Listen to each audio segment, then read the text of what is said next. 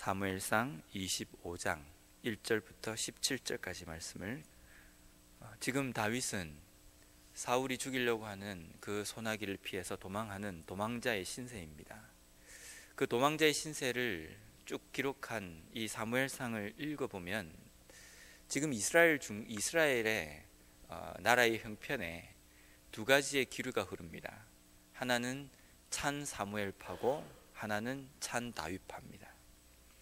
사울을 지지하는 파와 다윗이 지지하는 파, 이 두 파로 나누어져 있습니다. 근데 이스라엘의 대부분의 백성들은 사울을 지지하는 쪽입니다. 왜냐하면 지금 현재의 왕이 사울이기 때문입니다. 그런데 우리가 사무엘상을 읽으면서 무엇보다도 중요한 것은 하나님의 영이 떠난 사울을 쫓고 사울을 지지하는 이스라엘 백성들의 영적인 상태를 우리는 잘 보아야 합니다. 이스라엘의 영적 상태를 하나님께서는 사무엘상 25장까지 오면서 주변에 사울을 도우려고 하는 사람들의 모습을 통해서 우리에게 보여주십니다. 특별히 그 모든 역사를 기록하면서 오늘 25장에는 1절에 사무엘이 죽음에라는 말로 시작합니다. 사무엘이 죽었다. 사무엘은 이스라엘의 선지자입니다. 선지자라는 것은 이스라엘의 영적인 중심입니다. 이스라엘 백성들이 영적으로 잘못 갈 때에 이스라엘 백성들을 깨우쳐서 하나님의 뜻과 하나님께서 원하시는 그 길로 갈 수 있도록 인도해주는 영적인 지도자입니다. 그런데 그 영적인 지도자가 죽었습니다. 이 표현은 이스라엘의 단순하게 한 사람이 죽었다는 그 표현보다는 아주 큰 의미가 있습니다. 사무엘상 15장 35절에 보면 이렇게 기록되어 있습니다. 제가 한번 읽어보겠습니다. 사무엘이 죽는 날까지 사울을 다시 가서 보지 아니하였으니 이는 그가 사울을 위하여 슬퍼함이었고 여호와께서는 사울을 이스라엘 왕으로 삼으신 것을 후회하셨더라. 이 말씀에 보면 사울이 하나님 앞에 불순종함으로 말미암아 하나님께서 사울을 왕으로 삼으신 것을 후회하십니다. 그리고 하나님의 영이 사울을 떠납니다. 그럴 때 사무엘 역시도 더 이상 사울을 보지 않겠다라고 선언합니다. 그러면서 15장 35절에는 뭐라고 기록되어 있냐면 사무엘이 죽는 날까지 사울을 보지 않았습니다. 그러나 사울을 위하여 슬퍼하였다라고 기록되어 있습니다. 사무엘이 사울을 위하여서 슬퍼하였다. 왜 슬퍼했겠습니까? 어떻게 슬퍼했겠습니까? 어쩌면 사무엘은 이스라엘 전체의 영적인 책임자 위치이기 때문에 하나님 앞에 사울의 현 상태, 이스라엘 백성들이 하나님의 뜻을 알지 못하는 이 상태를 두고 하나님 앞에 끊임없이 간구하고 기도했을 겁니다. 하나님, 사울이 실수를 했지만 하나님 사울을 불쌍히 여겨주셔서 다시금 하나님의 뜻으로 하나님의 중심으로 돌아올 수 있도록 해주십시오. 사무엘이 그렇게 기도하지 않았겠습니까? 이 내용을 두고 사무엘상 15장에는 사무엘이 죽는 날까지 사울을 슬퍼했다라고 표현하고 있습니다. 근데 오늘 25장에 들어오면서 그 사무엘이 죽습니다. 이스라엘의 모든 사람들은 사울의 잘못을 잘 깨닫지 못하고 있습니다. 깨닫지 못하고 있기 때문에 사울이 다윗을 죽이려고 할 때에 다윗이 어디 있는지 고발하면서 사울에게 협조합니다. 이스라엘 전체의 영적인 상태가 여기서 나타납니다. 마지막으로 사울을 위해서 끊임없이 기도하고 슬퍼해 준 사무엘이 죽습니다. 이제 사울의 영적 상태는 어떻게 되겠습니까? 더 이상 사울을 위하여서 슬퍼해 주는 사람, 사울을 위해서 기도해 주는 사람, 사울의 현 상태를 걱정해 주는 사람이 사라졌다는 겁니다. 그러한 사람이 사라진 사울, 이제는 더 이상 돌이킬 수 없는 상태라는 그 의미가 이 1절에 나와 있습니다. 우리가 어떤 사람, 어떤 잘못된 행동을 보면서 끊임없이 그 일을 위해서 기도하는 것 정말 필요합니다. 그 문제가 곧 내 문제로 생각하며 나의 문제로 생각하며 하나님 앞에 간구하는 것 중요합니다. 모든 사람들이 포기했다 할지라도 하나님은 포기하지 않으십니다. 하나님은 포기하시지 않으시기 때문에 우리로 하여금 기도하도록 하십니다. 그런데 우리는 하나님은 아직 포기 안 하셨는데 우리는 우리 마음속에 이미 포기를 한 일들이 참 많이 있습니다. 우리가 판단하고 우리가 보고 우리가 생각하는 대로 저 일은 더 이상 구제불능이다. 저 일은 더 이상 호전될 수 있는 가망성이 없다. 우리가 그렇게 결정을 내리고 평가를 내리면서 이제 여기서는 더 이상 해결 방안이 없기 때문에 라고 생각하고 우리가 그것을 단정 지어버립니다. 하지만 우리는 끝까지 포기하시지 않으시는 하나님이 계시기 때문에 그 하나님의 뜻을 아는 사람이라고 한다면 끝까지 그것을 위해서 기도하는 것 필요합니다. 사무엘은 죽는 날까지 사울을 위하여서 슬퍼하며 기도한 사람입니다. 이제 그 사무엘이 이스라엘에서 사라집니다. 사울의 영적인 상태는 이제 갈 때까지 가게 되는 겁니다.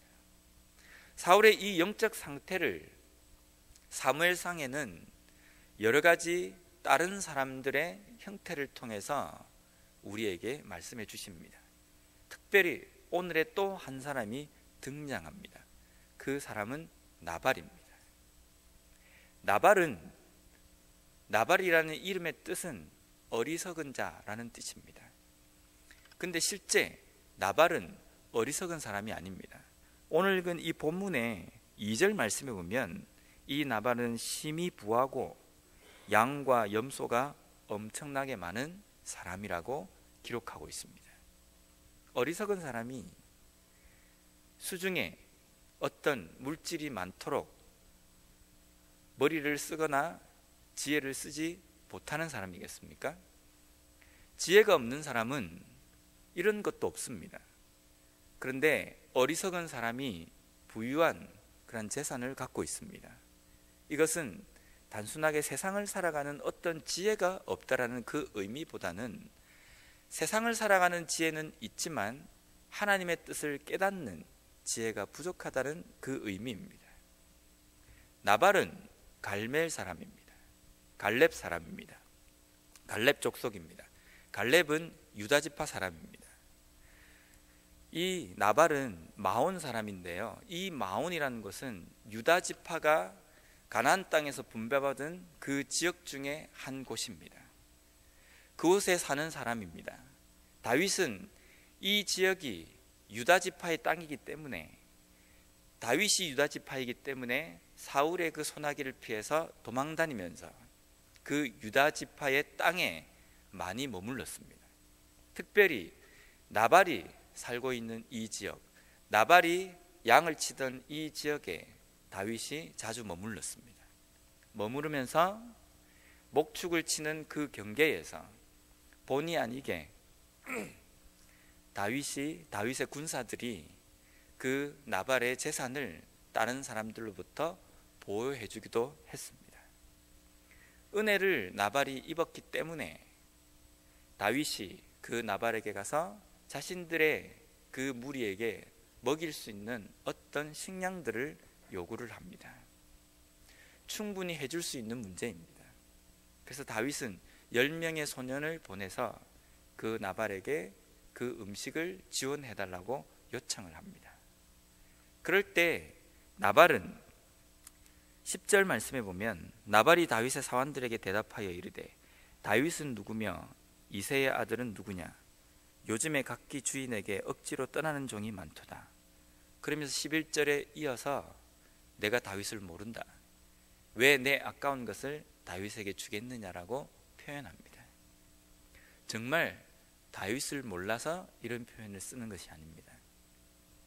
어리석은 나발의 모습을 표현한 내용입니다.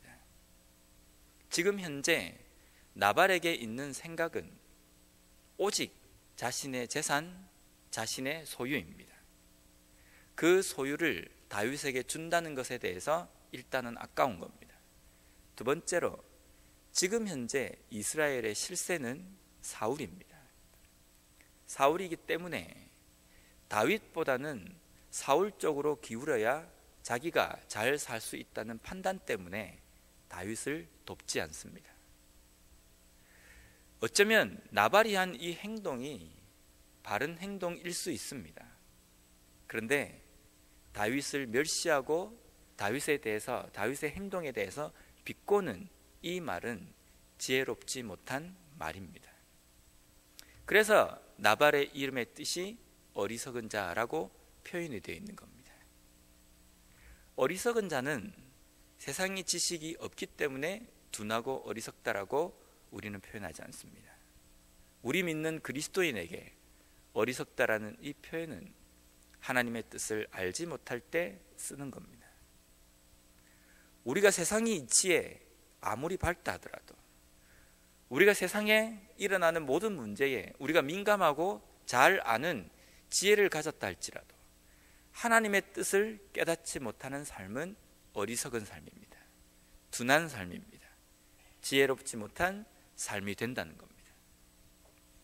오늘날 우리 주변에 일어나는 모든 문제와 우리의 삶 속에 있는 그 문제들을 바라볼 때에 우리에게 너무나도 중요한 것은 이것을 통해서 나의 이익이 어디에 있는지, 어떻게 하면 내 이익을 내가 붙들 수 있는지, 그것을 아는 것이 중요한 것이 아니라 이 일 속에 하나님의 뜻이 무엇인지, 하나님께서 원하시는 길은 어떠한 길인지 그것을 깨닫는 것이 무엇보다도 중요합니다. 이스라엘 백성들에게 중요한 것은 사울에게 협조하는 것이 중요한 것이 아니라 이 문제를 통해서 하나님께서 무슨 일을 하시고자 원하시는지 그것을 볼 수 있는 지혜가 필요합니다. 하나님께서는 사울을 버리시고 다윗을 왕으로 삼으시려고 합니다. 많은 사람들이 이것을 제대로 보지 못합니다. 그런데 사사시대도 그랬고 또 열왕시대 때 들어오면서 사울의 왕정시대에도 모든 사람이 눈에 보이는 것만 볼 때에 그 중에서도 하나님의 뜻을 볼 수 있는 영이 깨어있는 사람들이 있었습니다.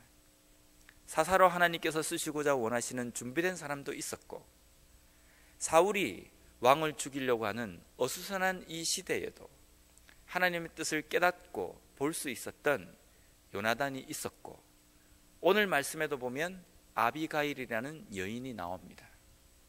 이 아비가일이라는 이 여인은 나발의 아내입니다. 어리석고 우둔한 남자의 아내입니다. 이 아비가일을 표현할 때에 오늘 말씀에 보면 총명하고 지혜로운 여인으로 표현되어 있습니다. 어떻게 이 두 사람이 함께 결혼을 하게 됐는지 우리가 그 경위는 알 수 없습니다. 근데 중요한 것은 나발이라는 이 남편에게 아비가일이라는 현명한 여인이 있었습니다. 나발의 이 비꼬는 이 말 때문에 다윗은 흥분합니다. 그래서 군사들을 데리고, 자기 추하에 있는 사람들을 데리고 나발을 죽이기 위해서 준비를 합니다. 다윗이 이러면 안 됩니다. 다윗이 자기를 멸시하고 자기에게 좋지 못한 소리를 했다는 이 일 때문에 흥분해서는 안 되는 입장입니다. 그런데 다윗도 사람인 것 같습니다. 다윗도 사람이기 때문에 나발의 이 행동에 흥분합니다. 그리고 당장에 가서 그 나발의 모든 가족과 모든 소유들을 다 없애고자 준비를 하는 모습입니다. 이럴 때에 하나님께서는 다윗을 실수하도록 내버려 두시지 않으시고 아비가일이라는 제동장치를 하나님께서는 주십니다. 아비가일은 나중에 다윗의 아내가 됩니다. 이 일을 통해서 다윗은 다윗의 손에 피를 묻히지 않고 나발이 죽게 되고, 이 아비가일의 지혜 때문에 다윗은 하나님 앞에 죄를 짓지 않고 나발을 처리할 수 있도록 일들이 되어집니다. 지혜로운 한 여인 때문에 다윗이 범죄할 수 있는, 인생의 오점을 남길 수 있는 실수를 하지 않게 됩니다. 오늘 이 나발과 이 아비가일의 삶을 통해서 하나님께서는 우리에게 이 시대를 바라보는 우리의 시야를 다시 한번 깨닫게 해주십니다. 세상은 모든 사람들이 나발과 같은 시야로, 나발과 같은 관점으로 인생을 살아갑니다. 모든 것이 내 소유 중심이고 내 생각과 내가 보는 시야들의 중심에 초점이 맞춰져 있습니다. 어떤 것이 나에게 이익이 되며 어떤 것이 지금 당장 표가 나는 어떤 문제인가, 우리는 모든 일들을 그런 관점으로 보기 쉽습니다. 우린 연약한 인간이기 때문입니다. 모든 사람들이 나발과 같은 삶을 살아갈 때에 우리 그리스도인들에게 요구되어지는 삶은 아비가일과 같은 삶입니다. 모든 사람들이 눈에 보이는 것, 그 어떤 현상, 나에게 오는 그 이익에 중심되어지는 삶을 살아갈 때에 그 가운데에서도 하나님의 뜻과 하나님께서 원하시는 그 길을 볼 수 있는 아비가일과 같은 지혜를 가진 자, 그것이 곧 그리스도인의 삶이 되어야 합니다. 우리의 삶에 때때로 다가오는 여러 가지 문제들을 어떤 식으로 바라보십니까? 선택의 상황에 설 때에 어떤 기준으로 A냐 B냐를 선택하십니까? 어떤 것이 나에게 좀 득이 되느냐, 어떤 것을 선택할 때에 내가 손해가 되지 않느냐, 내가 좀 괴롭지 않느냐, 내가 좀 편할 수 있느냐, 우리는 보통 여기에 초점을 맞추지 않습니까? 또 그 문제를 평가할 때에 지금 당장 내가 볼 때에, 내가 그것을 볼 때에 이럴 것 같다라는 생각에 우리는 꽉 사로잡힙니다. 근데 우리의 지혜와 우리의 생각과 우리의 마음은 연약합니다. 연약하기 때문에 우리의 판단과 우리의 생각은 분명히 잘못될 수 있다는 것을 우리는 깨달아야 합니다. 잊어서는 안 됩니다.